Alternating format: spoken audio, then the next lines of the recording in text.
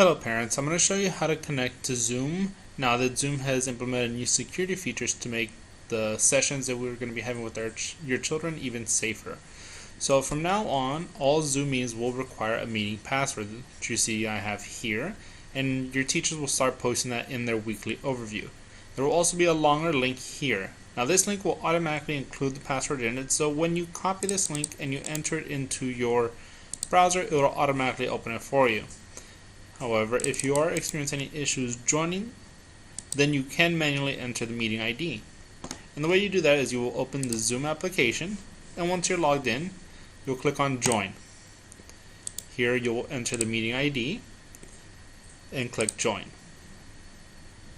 After that, it will ask you for the meeting password that we have here, which is 430164.